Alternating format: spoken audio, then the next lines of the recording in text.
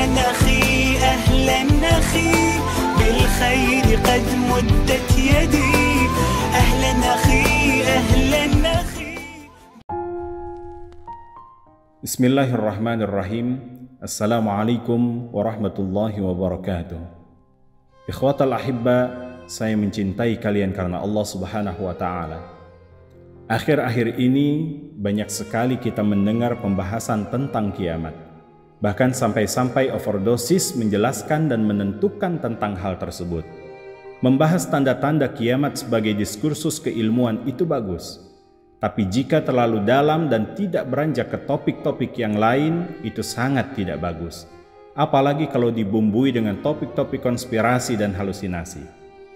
Bahkan secara pribadi, saya kurang pantas kalau ada orang yang bertanya tentang kapan hari kiamat, karena terlalu jauh untuk memikirkannya. Kita bisa cek di beberapa hadis-hadis Nabi. Ternyata beliau juga tidak suka orang-orang yang bertanya kapan kiamat. Bahkan dalam riwayat lain beliau menggunakan narasi wailaka, terdiri dari kata wailun dan ka, yang artinya celaka engkau.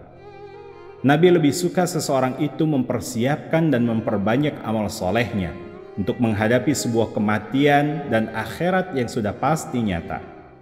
Bukan sibuk mengurusi tanggal berapa kiamat akan terjadi.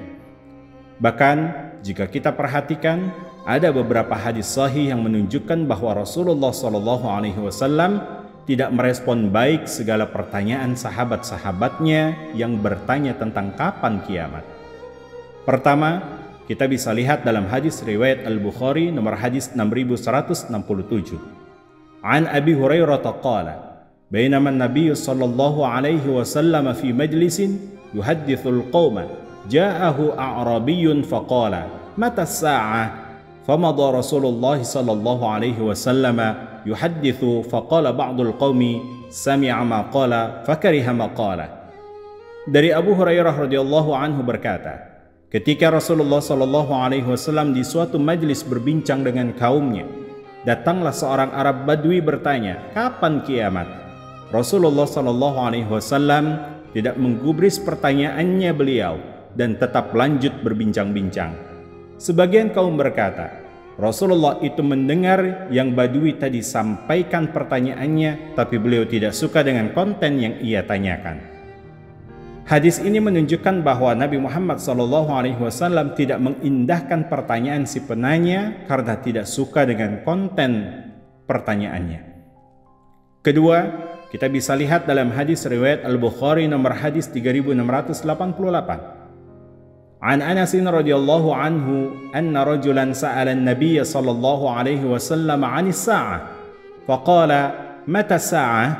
قال وماذا أعددت لها؟ قال لا شيء إلا أني أحب الله ورسوله صلى الله عليه وسلم فقال أنت مع من أحببت. Dari Anas radhiyallahu anhu berkata bahwa seseorang bertanya kepada Nabi SAW tentang kiamat. Lalu ia bertanya, kapan kiamat? Rasulullah SAW menjawab, apa yang engkau telah siapkan untuk menghadapinya? Ia menjawab, tidak ada persiapan bagi saya, hanya saja saya mencintai Allah dan Rasulnya SAW. Lalu beliau bersabda, kamu akan dikumpulkan bersama orang yang kamu cintai. Hadis ini menunjukkan bahwa Nabi Muhammad SAW balik bertanya, apa bekalmu menghadapi kiamat? Bahkan kalau kita lihat dalam teks hadis yang lain, an Anasin radhiyallahu anna rajulan min ahli al-badiyati atan Nabiy sallallahu alaihi wasallam faqala, ya Rasulullah, mata sa'atu qa'imatun? Qala wailaka wa ma a'dadta laha? Qala ma a'dadtu laha illa anni uhibbullaha wa rasulahu. Qala innaka man ahbabta. Dari Anas radhiyallahu anhu meriwayatkan bahwa ada seseorang dari penduduk pedesaan datang ke Nabi Muhammad SAW seraya bertanya, ya Rasulullah, kapan kiamat? Beliau bersabda, wailaka, celaka engkau, apa yang sudah engkau siapkan untuknya? Ia menjawab, saya tidak mempersiapkan apa-apa untuknya kecuali saya hanya bermodal cinta kepada Allah dan Rasulnya. Beliau menanggapinya, kamu akan dikumpulkan dengan orang-orang yang kamu cintai. Dari ketiga hadis ini, hikmah yang kita bisa petik di antaranya. Pertama, jangan banyak berspekulasi, bahkan memikirkan kapan kiamat terjadi, tapi perbanyaklah zikir untuk mengingat Allah dan salawat kepada Rasulullah SAW. Kedua, fokuslah beramal soleh sebanyak-banyaknya.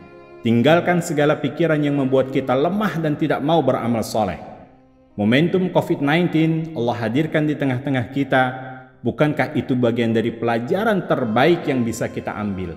Kita bisa peduli kepada mereka yang menjadi korban akibat di PHK dengan saling berbagi. Tahadu, tahabu. Berbagilah, maka kalian akan saling mencintai. Ketiga, stop bertanya tentang kapan kiamat. Karena pasti akan membuat si penjawab menafsirkan berdasarkan sesuai dengan hawa nafsunya. Keempat, cintailah Allah dan Rasul-Nya melebihi apapun yang kita cintai di dunia ini. Karena Allah akan cemburu kepada hamba-Nya yang sudah mulai menaruh cinta kepada selainnya.